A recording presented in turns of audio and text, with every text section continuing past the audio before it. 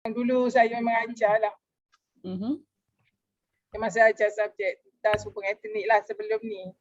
So sekarang di IPTA kita dah tak ada dah subjek tu, kita ganti dengan falsafah dan juga etika dan peradaban.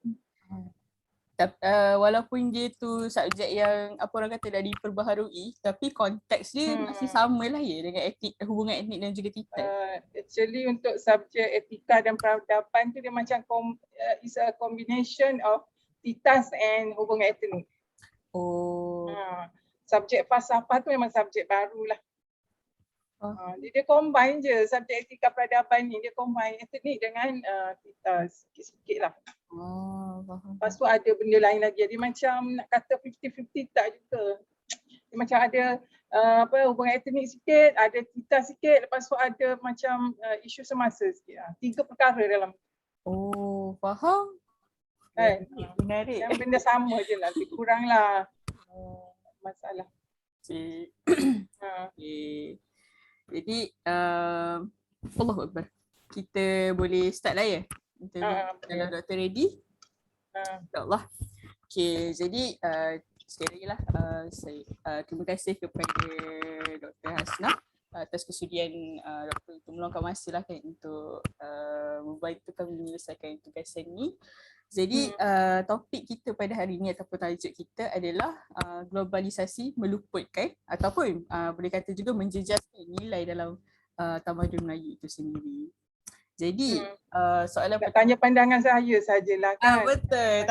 Saya pandangan doktor sebagai orang yang memang mengajar dalam bidang ni dan mempunyai apa orang kata ilmu yang lebih mendalam kan. Jadi soalan pertama kami lah kepada doktor kan, boleh ke macam kalau doktor berikan sedikit definisi globalisasi tu dan juga macam mana sebenarnya proses globalisasi ni boleh berlaku? Okey, sebab tanya pandangan saya sebagai pandangan saya bukan pandangan orang lain. Pada pandangan saya globalisasi itu merupakan satu suasana di mana berlakunya dunia tanpa sempadan. Dunia tanpa sempadan dari semua aspek politik, ekonomi, sosial, budaya, gaya hidup semua. Kan? Kita katakan dia dunia tanpa sempadan sebabnya zaman ni manusia ni dia boleh capai segala informasi tentang negara luar hanya di hujung jari. Itu maksud dia yang paling ringkas lah. Saya kan nak senang faham. Sebab kalau kita baca tu kan macam-macam mau bagi pendapat kan. So saya ringkaskan ikut pemahaman saya. Dan yang kedua tadi macam mana benda ni boleh terjadi kan? Of course lah disebabkan oleh kemajuan sains dan teknologi. Dulu tak berlaku sebab tak ada kemajuan sains dan teknologi kan. Sekarang ni sebab adanya ciptaan teknologi yang sangat canggih dengan wujudnya ada laptop, ada internet, ada handphone, ada smartphone. So benda ni mempercepatkan proses berlakunya globalisasi itu tadi. Kiranya kalau kita tengok dalam kita sekarang berada dalam tahun 2021 ni, kita boleh kata proses globalisasi itu makin makin laju lah ya. Dia macam seiring dengan perkembangan yang sedang berlaku sekarang ni. Sangat laju sekarang ni, sangat pantas. Kalau you tak ikut perkembangan semasa, you akan tertinggal. Segala teknologi berlaku dengan pantas lah. Dalam semua aspek kehidupan. Kalau teknologi, kalau telefon tu ya Allah dalam masa 1 tahun kan selalu di-upgrade kan. Punya program, software pun selalu di-upgrade semua. So dalam hal ni kita tak boleh jadi macam you just wait and see ataupun kita macam tak naklah ikuti benda ni kan. Kalau kita hidup dalam zaman ni kita kena ikut terpaksa. Kalau kita duduk diam, kita tak nak ikut, tak nak ambil tahu, kita akan ketinggalan lah kan. Macam kata sebagai contohnya, kita tetap nak guna phone yang lama. Tak naklah phone yang ada macam-macam aplikasi tu kan. Bila kita buat, kita tak nak ambil tahu, kita tak nak benda tu. Sekarang kalau kita guna phone lama, kita tak boleh nak download apps MySejahtera kan. Nanti dia menyusahkan diri kita. Jadi kalau kita hidup zaman sekarang, kalau kita tak nak ikut perkembangan zaman, dia akan menyusahkan kita. Nampak gaya macam menyusahkan kita, menyukarkan kehidupan kita lah. Faham. Jadi sebenarnya perlulah juga kita ni, apa orang kata, seiring dengan perkembangan itu. Ya, you nak ke tak nak ke, you kena. Ya juga. Kalau tak, you akan rugi, you akan ketinggalan dan you tak akan dapat peluang-peluang tertentu lah. Okey, faham. Okey, jadi itu adalah definisi globalisasi. Jadi pergi kepada soalan saya seterusnya. Sebabkan tajuk ni dia ada berkenaan sikit dengan nilai tamadun Melayu. Jadi saya nak tanya pula dekat doktor. Apa pula yang dimaksudkan dengan nilai tamadun Melayu tu? Okey, awak pun dah belajar sebelum ni kan. Mesti awak dah tahu maksud tamadun tu apa kan? Betul tak? InsyaAllah ingat lagi. Jangan lupa awak dah belajar kan. Secara ringkasnya kan, tamadun ataupun kita kenali sebagai peradaban itu adalah satu pencapaian kan. Pencapaian kehidupan manusia daripada yang tidak baik kepada yang baik. Kan, yang rendah kepada yang tinggi. Kan, yang tradisional kepada yang moden. Itu secara ringkasnya seperti tamadun lah kan. Pencapaian manusia daripada benda itu semua dalam semua aspek kehidupan lah. Pertanian ke ekonomi ke pendidikan ke kebudayaan ke seni bina semua kan. Itu maksud apa tadi? Tamadun. Tamadun ataupun peradaban. Lepas tu tanya pasal apa tadi, nilai kan? Nilai tamadun Melayu. Nilai tamadun Melayu. So setiap peradaban yang wujud tu dia mesti ada nilai dia yang tersendiri dan nilai setiap tamadun tu tidak sama. Sebab kita wujud hasil daripada budaya yang tidak sama. Okay? Nilai tamadun Melayu, nilai tamadun Jepun, tamadun Cina tidak samalah. Kan? Nilai-nilai ni adalah apa yang mencirikan, memberi identiti kepada tamadun kita. Kan? Kalau tamadun Melayu ni apa nilai-nilai dia? Tamadun Melayu kan? Macam dalam peradaban Melayu ada etika dia tersendiri kan? Etika orang Melayu. Kan? Dalam tamadun Cina ada etika tamadun Cina. Kan? Jadi setiap aspek kehidupan dalam sesebuah kebudayaan itulah yang menjadi nilai yang membentuk peradaban dia. Faham? So itulah yang dimaksudkan terus secara ringkasnya maksud ataupun definisi kepada nilai itu tadi kan.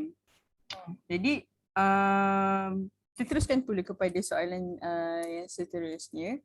So macam biasalah soalan ni pendapat. Jadi adakah proses globalisasi kini telah berjaya menghakis budaya dan nilai-nilai dalam ketamadunan Melayu?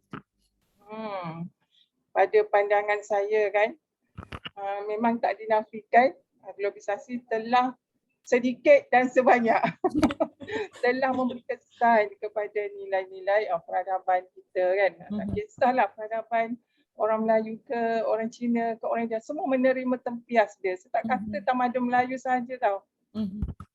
Tamadun bangsa lain juga menerima tempias, kecuali peradaban dan tamadun yang betul-betul mengekalkan dia punya identiti dia. Macam Jepun, dia merupakan satu bangsa yang tetap mengekalkan budaya dan identiti bangsa negara dia. Itu contohlah kan. Tapi kalau kita tengok dalam konteks negara Malaysia, kita fokus pula peradaban Melayu memang sedikit sebanyak telah mempengaruhilah kita punya budaya, gaya hidup masyarakat hari ini. So saya nak kena cerita contoh-contohnya. Mungkin kalau doktor boleh bagi satu. Saya nampak contoh yang paling besar adalah kesan dia kepada bahasa Melayu, orang Melayu itulah. Sebagaimana awak pun tengok hari ni kan, saya tak payah sebut kan bagaimana kedudukan ataupun status bahasa Melayu sebagai bahasa rasmi negara ini. Dan sebab sekarang ni kita tengok sana sini kan orang pentingkan bahasa Inggeris. Betul. kita tak tahu bagaimana ini semua boleh terjadi. Sehingga kan bahasa Inggeris itu seolah-olah telah mengambil tempat bahasa Melayu menjadi bahasa yang bukan utama. Nampak dia tak utama tapi sebenarnya dia telah diutamakan. Betul. Nampak dia diutamakan bila mana kalau fresh graduate nak keluar bekerja nanti semua wajib tahu dan wajib berkebolehan to communicate in English, kan? Betul. If you cannot communicate in English, fail. Betul. Syarat utama untuk bekerja sekarang ni. Betul. Kan? Itu salah satu saya tengoklah. Lepas tu di pengajian tinggi pun kan banyak menggunakan bahasa Inggeris. Lepas tu tengok of course lah bila bahasa tak ada, tulisan pun tak ada. Betul. Tulisan pun tak ada sebab tulisan bagi Tamadun Melayu adalah tulisan Jawi, kan? Tapi kita tak tahu macam mana sesetengah pihak memandang tulisan Jawi tu macam sebahagian daripada Islam. Kan? Jadi fobia. Sebenarnya tak ada kaitan pun. Dia jadi fobia. Tengok Jawi, nak pengaruhi orang bukan Islam masuk Islam lah ni. Kan semua anggap macam tu, sesetengah menganggap macam tu. Tapi disebabkan ada pandangan macam tu, terus ada pihak tertentu tak berani nak memartabatkan tulisan Jawi. Sedangkan dia hanya tulisan saja. Tak ada pun unsur-unsur keislaman di situ. Nak eja saya kan, Bumi SAYA. Tapi untuk Jawi Sim, Alif, ya saya. Itu sahaja sebenarnya. Kan? Tapi saya tak tahu macam mana benda ni boleh terjadi. Wow. Kan? Saya rasa mungkin saya rasa masyarakat kita jugalah yang mereka tak di-educate betul-betul lah. Tak faham sangat kan. Betul. Macam kalau nak laksanakan hukuman Islam kan. Kan? Undang-undang Islam kan. Itu pun masyarakat kita tak faham. Yang dia nampak nanti kalau jalankan hukuman Islam ni, kalau mencuri kena potong tangan. So dia nampak pergi pasar raya ambil roti satu kena tangkap, nanti polis akan potong tangan macam tu kan. Sebenarnya tidak. Hakikatnya kalau laksanakan hukum Islam tu, dia ada banyak proses, tak adalah tangkap, terus potong tangan orang kan. Selagi tak cukup bukti, harus tak buat kan. Betul. Ada banyak proses dia. Cuma kalau kita laksanakan tu, nak bagi kesedaran kepada orang yang tak tahulah kan. Kalau kita laksanakan yang tu, memang kita boleh kurangkan jenayah ragut, jenayah merompak, pecah rumah. Orang akan takutlah kan. Sebab nanti kena potong tangan, kalau tak ada tangan, you tak boleh buat apa-apa. Kan orang fikir kan, tangan tak ada nak kerja, nak pegang tu tak boleh. Depan ni tak boleh, orang akan fikir, tak beranilah kan. Tapi kalau laksanakan hukuman, bayar denda. So orang tak takutlah. Kau pergi merompak, lepas nanti kan kau bayar denda je, so tak takut kan. Tapi sebab saya rasa tak salahkan masyarakat dia tak faham kan, tak faham. Lepas tu kalau kita buat undang Islam, dia hanya untuk orang Islam sahaja kan. So semua pihak kena di-educate lah kan. Cuma kita tak faham kalau ada orang menentang sikit, tanya sikit, terus senyap. Tak ada orang nak buat lagi kan. Pantang ada orang cakap, mana boleh, terus senyap dekat negara kita kan. Dia tak bagi penerangan, terus senyap. Itu yang ramai rakyat kan, setengah rakyat kita, negara kita ni dia macam itu sikit kan, sikit terus senyap. Betul. Bila lah jadi macam tu negara kita ni. Jadi balik kepada tu tadi kan. Apa ya? Kat mana tadi ya? Lupa. Globalisasi ni menghakis budaya dan nilai. Antara contohlah bahasa, kita punya bahasa kan, orang Melayu lah. Bahasa dia, tulisan dia semakin terhakis.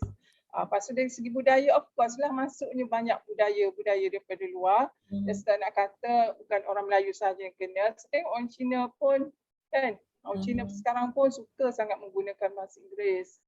Sampai ada keluarga orang Cina tak tahu pun bahasa Cina dia. Mereka cuma tahu bahasa Inggeris kan. Orang India pun ada. Suka guna. Betul tak kawan awak tu, sebelah awak tu? Betul. Kan? Semua rakyat negara kita menerima tempias, tak kira lah bangsa apa pun. Kan? Tu dari segi apa kata bahasa, budaya. Budaya tu memang semualah. Apa tu budaya hiburan, budaya pakaian, kan?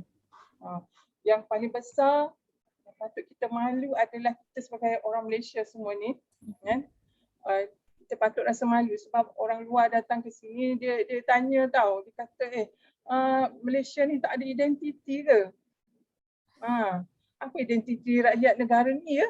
Dia datang sini ya, sebab dia tengok Melayu, Cina, India kan, semua guna bahasa Inggeris, dia tengok kan. Sebab dia pergi negara Cina, orang cakap Cina, pergi India, orang cakap India. Pergi Jerman, orang cakap Jerman. Rusia, orang cakap Rusia. Dia datang Malaysia kan, bahasa Inggeris. Mana identiti negara ni? Kan? Lepas tu dengan budaya macam-macam tu, so dia tak jumpa identiti rakyat negara ni. Jadi kiranya macam yang berlaku sekarang dekat Malaysia ni adakah disebabkan pemimpin dan rakyat itu sendiri terlalu nak mengikut globalisasi itu. Maksudnya kita ni terlalu nak mengikut perubahan dan pemodenan tu yang menyebabkan bahasa dan juga budaya-budaya kita ni terhakis sedikit demi sedikit. So, sekarang nak tanya yang siapa? Rakyat ke pemerintah? Kalau daripada segi pemerintah? Okey, sebagai pemerintah, demi memastikan apa negara kita, rakyat negara ini sentiasa up to date, maju dari segi sains, teknologi, kerajaan kita memang apa sahaja yang baik daripada luar dia bagi masuk. Bagi masuk, tapi yang masuk tu tak semuanya bagus, ada juga yang tak bagus. Dia macam tangkap muat masuk semua. Kan? Masuk semua. Kerajaan kita dia tak sekat dari segitu. Dia tak baik tu rasa macam sukarlah nak sekat rasa. Kan? Jadi kita terpulang pada kita pula lah. Kan? Kerajaan dia jalankan tanggungjawab dia supaya rakyat negara ini celik maklumat. Dia tak nak jadi macam negara Korea Utara ke Selatan tu yang dia tak bagi rakyat dia ada internet, ada Facebook. Korea Utara? Kan? Dia tak nak jadi macam tu. So kerajaan kita buat polisi memang dia bagi semua kepada rakyat negara ni. Dan sumbat semua segala kemajuan sains dan teknologi. Jadi kita sebagai rakyat, kita kena pandai lah. Kita pun tahu. Kan, kita sendiri pun tahu ni tak baik tengok ni. Kan, ni bagus kan. Kita sendiri yang pilih macam tu kan. Kadang kita yang terlalu baik pun kita tengok juga. Baik macam mana pun ada benda tak baik, memang kalau dah lalu dekat wall kita tu, tengoklah dia. Tak dinafikan. Tak dinafikan. Jadi benda tu dia normal tau. Dia normal. Jadi kita lah kawal diri kita. Kan? Mungkin kita tengok je lah. Janganlah sampai kita macam menyebarkan kepada orang lain, bagi tahu pada orang lain, aku jumpa tu kan kita pula promote. Ya, kita pula promote kan. Jumpa benda tak baik tu kita tengok. Kita terpaksa tengok. Kan? Sebab kita manusia. Betul. Sebab kita manusia, kita ada nafsu dan kita memang manusia lah. Kan? Memang dia ada kekurangan semua. So kita tak boleh elak. Jadi kita cakap tadi, kerajaan jalankan tanggungjawab dia dan kita sebagai rakyat kita kena pandai lah. Kan? Kita pandai lah. Pilih benda yang yang bagus, yang tak akan memberi kesan pada diri kita. Kan? Kesan kepada masyarakat kita. Ya. Okay, betul. Okay, jadi kita dah bincang macam mana proses ni dah berjaya menghakis kan. Jadi kita nak tanyalah pula kan, macam apa langkah-langkah yang boleh kita ambil untuk memastikan budaya ini terus, budaya dan tradisi ini terus relevan dalam kalangan masyarakat kita, khususnya generasi muda lah. Apa benda yang terus relevan tu? Budaya dan juga tradisi. Maksudnya bagaimana kita nak kekalkan kita punya peradaban kita lah kepada terus tu kan. Sebab masa sekarang ni dah hilang dah kita punya separuh dah sejak. Kan, dia macam kita ni sudah dah berada di pertengahan jalan. Kita kalau kita terus leka memang kita akan gagal lah pertahankan peradaban kita. Sekarang kita sudah berada di tengah tau. Nak kata kita ni dah kata nasi menjadi bubur belum lagi. Sekarang dekat tengah. Kan? Dekat tengah. Jadi kalau kita sebagai pihak berwajib, pihak kerajaan, pihak pemerintah, dia kena bagi kesedaran melalui pendidikan lah. Kan? Dan pendidikan tu tak boleh bagi masa ni dekat universiti, masuk universiti baru belajar. Kan? Tak boleh dah kalau you nak sumbat everything dekat budak universiti yang dah besar ni, kan? Dia kena mula dekat generasi yang kecil-kecil lagi. Ada orang cakap budak kecil-kecil nak suruh belajar sejarah masuk ke? Tu macam mana pula tu? Betul. Bukannya kita nak suruh dia hafal macam kita belajar kat sekolah menengah. Benda yang basic-basic aja. Macam dekat Jepun tu. Kan? Macam mana dia didik budak-budak kecil kat sana kan? Sayangkan negara. Bermula daripada benda yang kecil-kecil di sekolah. Kan? Dia buat secara praktikal, secara tidak disedari. Kan kita nak ajar mereka, okey hari ni kita akan belajar tentang sejarah perjuangan Datuk Bahaman ni. Nak cerita memang tak terima lah budak-budak. Betul. Maksudnya orang kata ni melentur buluh biarlah dari rebungnya. Lentur buluh betul dah. Tapi gunakan cara yang betul. Betul. Maksudnya penting je lah pendidikan ataupun pengenalan kepada sejarah itu sendiri bermula daripada peringkat kanak-kanak lah, senang cerita. Bukan kita nak suruh dia baca kisah Tok Janggut Datuk Bahaman. Tak, kita cerita. Kita kena sayangkan negara kita.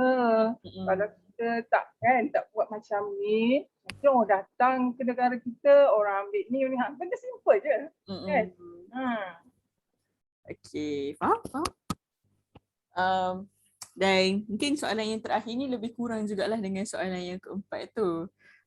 Jadi macam doktor sendiri yang sebagai seorang pengajar sekarang dan doktor sendiri pun melihatlah suasana di universiti dan juga beberapa institusi-institusi pengajian tinggi kan.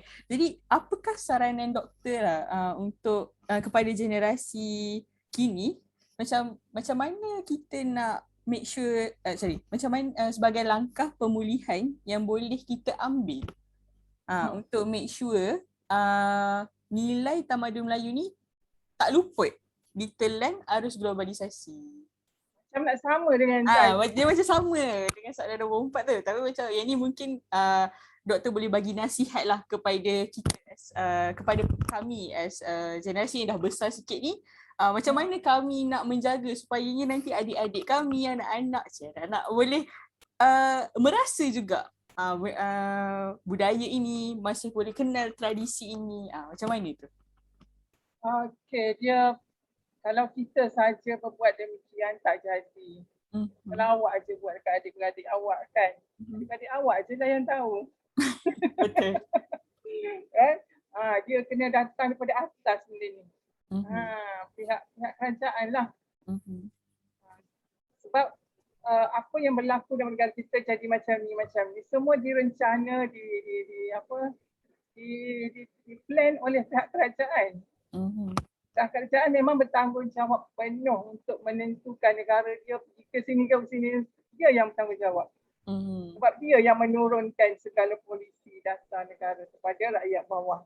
Kalau kita kat bawah ni, kita dengan kelompok kita je, sekelompok kita je lah. Sebab dasar kerajaan ni menyeluruh. Kan? Bagi saya, pihak atasan lah. Mereka lah yang kena buat benda ni. Kan? Kalau kita je tak jadi, keluarga kita je. Betul. Sebab itulah kita nak pemerintah kita kan, mereka concern dengan benda-benda ni. Kita tak nak pemerintah kita asyik fikir nak bangunkan perindustrian, pembangunan sains, teknologi. Tak nak mereka terlalu fokus ke arah itu. Kita nak kerajaan kita buat sesuatu yang seimbang untuk negara. Kita nak seimbang pembangunan rohani dan jasmani, fizikal. Kita nak seimbang gitu. Tapi kalau kita tengok sekarang pembangunan sosial pembangunan membangunkan patriotisme dia ni kan macam dia tak berat sangatlah. Dia macam faktor sampingan je macam tu kita tengok. Betul-betul. Jadi kiranya macam kalau kita je dia sebenarnya bermula daripada tampuk pemerintahan lah kan. Dan kalau benda tu tak jalan, sebab itulah kita memerlukan seorang pemimpin yang betul-betul apa yang Dr. cakap tu. Kan?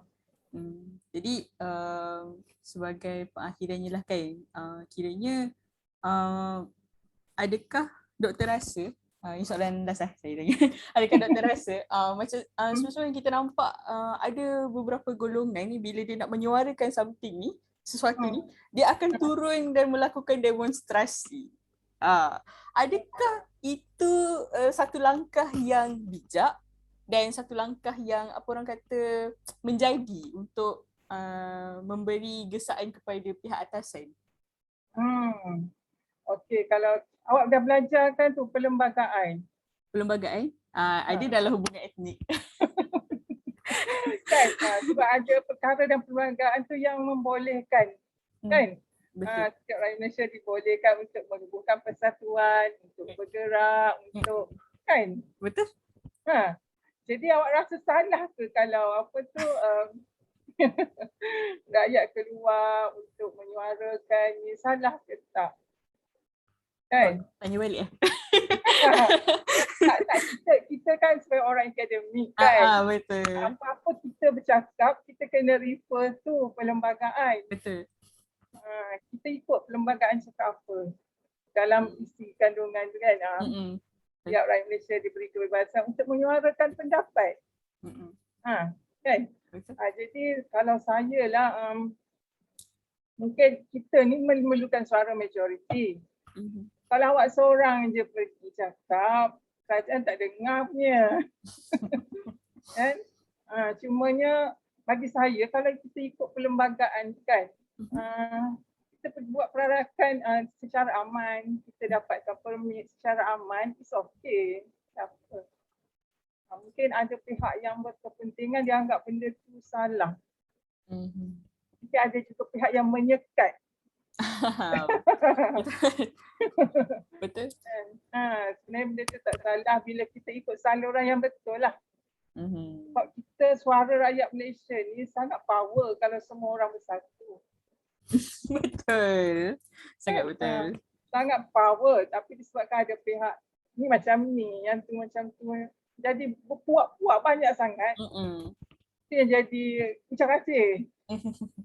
Lepas tu tak ada penyelesaiannya. Kan? Lepas beragak. Kita kutuk. Lepas tu buat lagi. Betul-betul. Mungkin kalau mengikut perlembagaan itu memang dibenarkan. Jadi mungkin pihak penganjur sendiri boleh apa orang kata susun dengan sebaiknya lah kan. Sebab apa-apa kan kena perlukan permit kan. Okay, faham. Jadi saya rasa dengan habisnya soalan habis dah? Habis dah. Orang lain macam mana? Orang lain tak tanya pun. Ayo. Orang lain tu buat apa? Bodyguard awak je. Diorang ni takut line tak berapa okey. So saya wakil lah bertanyakan kepada soalan-soalan semua soalan tadi tu. Yelah, tempat saya pun hujan lebat, so nasib baiklah line okey kan. Alhamdulillah. Okeylah. Terima kasih banyak-banyak doktor atas apa orang kata masa kan dan juga input yang diberikan kepada kami dan insyaAllah lah kami pun lebih clear lah kan tentang tajuk ni sebab mula-mula dapat tajuk ni macam dia nak apa sebenarnya. Awak ni dalam bahasa Melayu tak faham tu. Tapi dia selepas kami duduk dan berbincang dan berdiskusi kan, jadi alhamdulillah lah faham dan dapat pula hari ni input daripada doktor. Jadi saya rasa lebih clear lah kepada kami kan. Jadi terima kasih banyak-banyak kan. Nanti bila datang saya send dekat WhatsApp Boleh? Kejap saya start recording. Alamak, mana ni?